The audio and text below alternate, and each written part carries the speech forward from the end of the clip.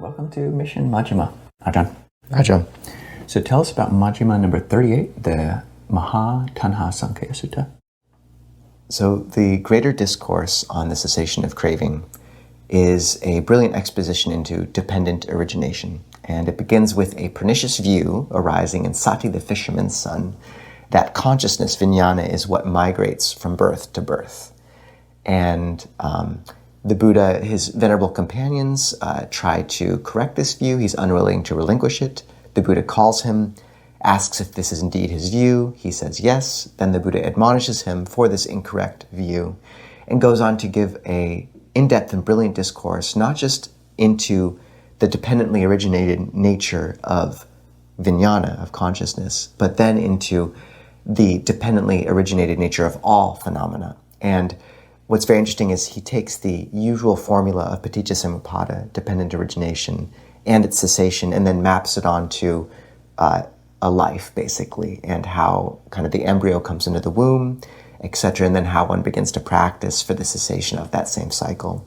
So it's a interesting sutta that has there's a lot to speak about here. So let's begin with that. What would you like to draw out, Ajahn? Yeah, I think one of the key features of this sutta, what it draws out, which is really a touchstone for all of Dhamma practice, it's talking about sense restraint. So the Buddha says that on seeing a form with the eyes, or hearing a sound with the ears, smelling an odor with the nose, tasting something with the tongue, feeling something with the body, if it's pleasant, one doesn't like it. If it's or doesn't lust after it.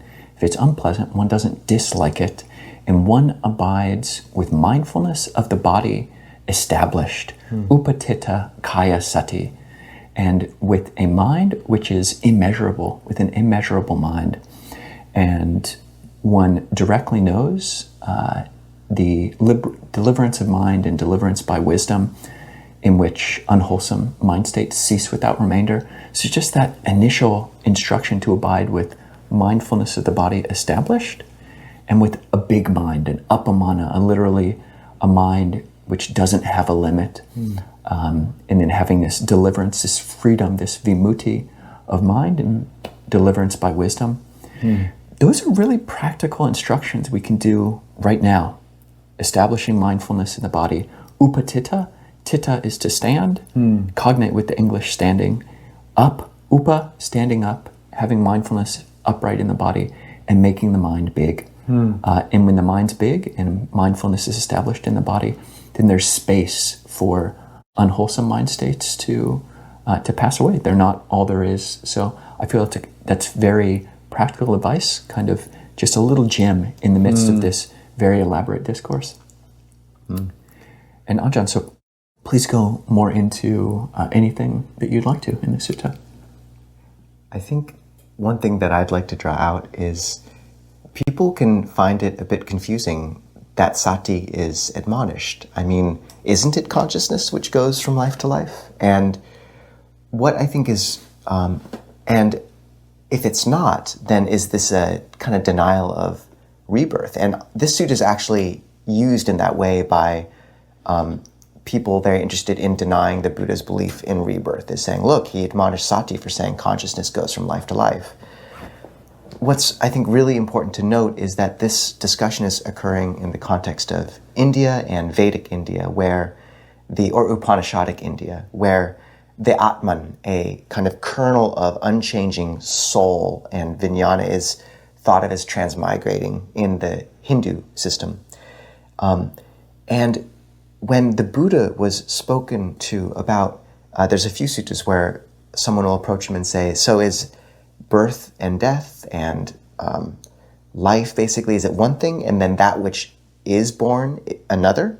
And the Buddha says, this is not an appropriate question, and continues to come back to paticca samuppada. What the Buddha teaches is, when there is ignorance, then sankhara arises, mental formations. When mental formations are preeminent or existent, then consciousness arises, and so on. And this radical phenomenology, where our mind so wants to grasp things in terms of solid entities, but the Buddha's unwilling to go there. He's saying, look, experience is made up of this constantly flowing arising and cessation of experience. And when the Buddha was asked what does go from life to life, he said, it's like a flame leaping from one house to another. Craving travels, and one can't say that the flame is the same or not. But I think that's really important.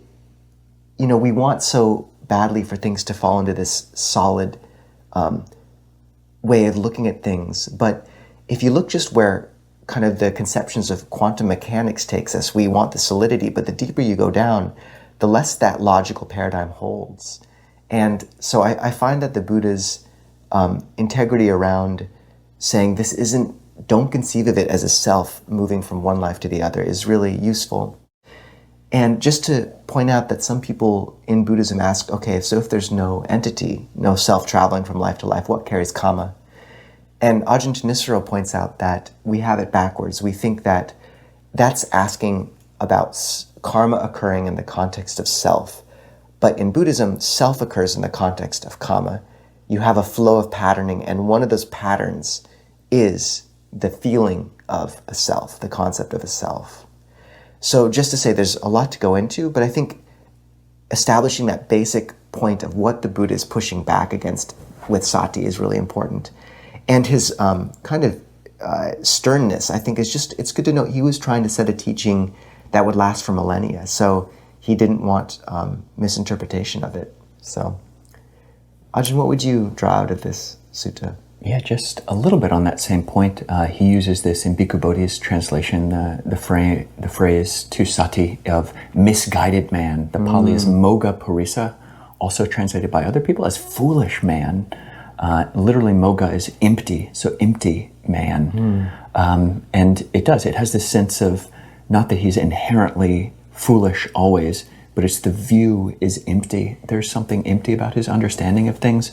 And speaking about just views, I mean, the whole sutta and so much of the Dhamma is about having a correct perceptual framework of the world and our mind states. And I think a really useful phrase in here is how to hold views. The Buddha says, purified and bright as this view is, after he's given a very clear understanding of dependent origination in many ways, if you adhere to it, cherish it, treasure it, and treat it as a possession, as mama, as mine, would you then understand this Dhamma has been taught as similar to a raft, being for the purpose of crossing over, not for the purpose of grasping?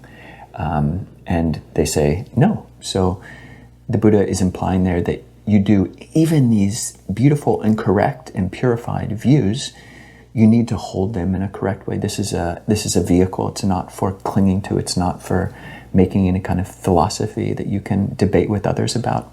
It's a raft. So I think that's a really useful framing, that even the best of views, the truest of views, we can't hold to it. So we can't hold to it. You can't cling to it. So yes. Ajahn, what else would you like to draw up from this sutta? I think maybe just to first point to the Buddha building on this mistaken notion of a self moving from life to life, talks about what that conception does to our proliferative minds. And it's this kind of hilariously accurate articulation of one thinks, was I in the past? What was I in the past? How was I in the past? Having been what would I become in the future? Or one's mind gets drawn into the future thinking, what will I be? How will I be? And then the present as well. And kind of these 15 iterations of how we just chew over ourselves and kind of letting that go. It's just one of those perfect moments where he takes this basic premise and just shows how, how foolish we are in our own ways. And also to note that in this sutta we get a clear picture, and there's a few places in the canon where how conception is thought of in Buddhism. You have a woman at the appropriate time, you have the coming together of a man and woman, and then you have a gandhava present, and that's considered kind of a spirit nearby. And it's just an interesting little moment that you only see a few times in the suttas, but interesting and fascinating in its own right. So, Yeah, and that Gandhabba, similarly, man, woman at the right time.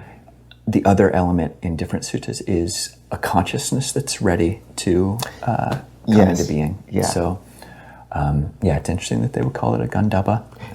There's a lot of debate on that one, yeah. So Yes, yeah. Well, Ajahn, what is the word of the week? the word of the week is paccaya, and that means to be dependent upon. It comes from the verb paceti, which means to go back to or kind of lean back on almost. Or that's one way to think about it. And the root is e, which means to go. So when something is dependent upon another, like in this dependent origination, it's like it's leaning back on the previous almost, or dependent upon it.